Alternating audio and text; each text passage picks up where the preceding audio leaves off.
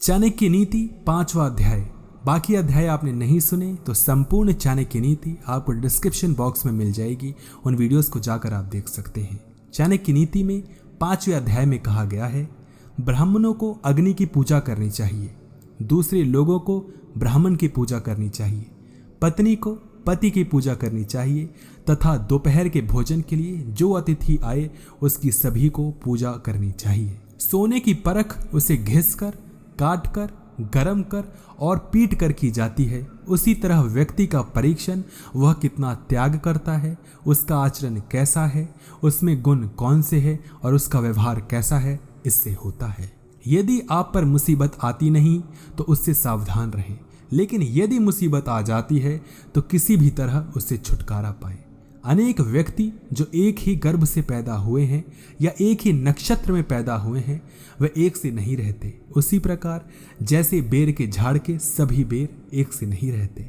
वह व्यक्ति जिसके हाथ स्वच्छ हैं कार्यालय में काम नहीं कर सकता। जिसने अपनी कामना को खत्म कर दिया है वह शारीरिक श्रृंगार नहीं कर सकता। जो आधा पढ़ा हुआ व्यक्ति है वो मीठा बोल नहीं सकता। जो सीधी बात करता है वह धोखा नहीं दे सकता। मूढ़ लोग विद्वानों से ईर्ष्या करते हैं। गलत मार्ग पर चलने वाली औरत पवित्र स्त्री से ईर्ष्या करती है। बदसूरत औरत खूबसूरत औरत से ईर्ष्या करती है। खाली बैठने से अभ्यास का नाश होता है। दूसरों को देखभाल करने के लिए देने से पैसा नष्ट होता है। गलत ढंग से बुवाई करने वाला किसान अपने बीजों का नाश करता है। यदि सेनापति नहीं है तो सेना का नाश हो जाता है। अर्जित विद्या अभ्यास से सुरक्षित रहती है। घर की इज्जत अच्छे व्यवहार से सुरक्षित रहती है। अच्छे गुणों से इज्जतदार आदमी को मान मिलता है। किसी भी व्यक्ति का गुस्सा उसकी आंखों में दिखता है। धर्म की रक्षा पैसे से होती है। ज्ञान की रक्षा जमकर आजमाने से होती है। राजा से रक्षा उसकी बात मानने से होती है। घर की रक्षा एक दक्ष गृहिणी से होती है। जो वैदिक ज्ञान की निंदा करते हैं, शाश्वत संपत्ति जीवन शैली का मजाक उड़ाते हैं, शांतिपूर्ण स्वभाव के लोगों का मजाक उड़ाते हैं, वे बिना किसी आवश्यकता के दुख को प्राप्त होते हैं। दान गरीबी को खत्म करता है। अच्छा आचरण दुख को मिटाता है। विवेक अज्ञान को नष्ट करता है। जानकारी भय को समाप्त करती है। वासना के समान दुष्कर कोई रोग नहीं। मोह के समान कोई शत्रु नहीं। क्रोध के समान अग्नि नहीं। स्वरूप ज्ञान के समान कोई बोध नहीं। व्यक्ति अकेले ही पैदा होता है, अकेले ही मरता है। अपने कर्मों के शुभ अशुभ परिणाम अकेले ही भोगता है। अकेले ही नरक में जाता है या सद्गति को प्राप्त होता है। जिसने अपने स्वरूप को जान लिया उसके लिए स्वर्ग तो तिनके के समान है।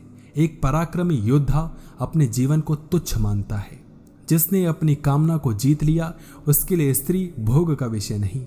उसके संपूर्ण ब्रह्मांड तुच्छ है जिसके मन में कोई आसक्ति नहीं। जब आप सफर पर जाते हो तो विद्या अर्जन ही आपका मित्र है।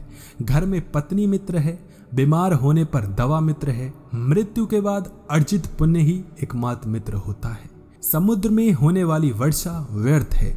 जिसका पेट भरा हुआ है उसके लिए अन्न व्यर्थ है। पैसे वाले आदमी के लिए भेंट वस्तु का कोई अर्थ नहीं। दिन के समय जलता हुआ दिया व्यर्थ है। वर्षा के जल के समान कोई जल नहीं। खुद की शक्ति के समान कोई शक्ति नहीं।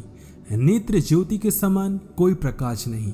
अन्न से बढ़कर कोई संपत्ति नहीं। निर्धन को धन की कामना होती है। पशु को वाणी की कामना होती है।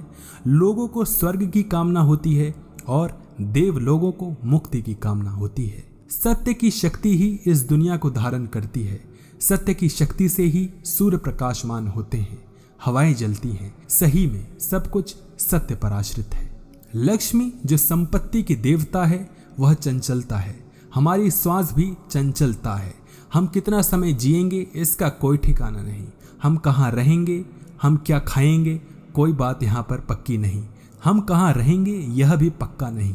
कोई बात यहाँ पर पक्की है तो यह कि हमारा अर्जित पुण्य कितना है। यह सब आपके पिता हैं। पहला जिसने आपको जन्म दिया, दूसरा जिसने आपका यज्ञोपवीत संस्कार किया, तीसरा जिसने आपको पढ़ाया, चौथा जिसने आपको भोजन दिया, पांचवा जिसने आपको भयपूर्ण परिस्थितियों से बचाया। इन सब को अपनी माता समझे। पहला राजा की पत्नी, दूसरा गुरु की पत्नी, तीसरा मित्र की पत्नी, चौथा पत्नी की माँ, पांचवा आपकी माँ। संपूर्ण चाणक्य नीति सुनने के लिए और अगला अध्याय सुनने के लिए डिस्क्रिप्शन बॉक्स में आपको लिंक मिल जाएगा। आप उन वीडियोस को भी सुन सकते हैं। धन्यवाद।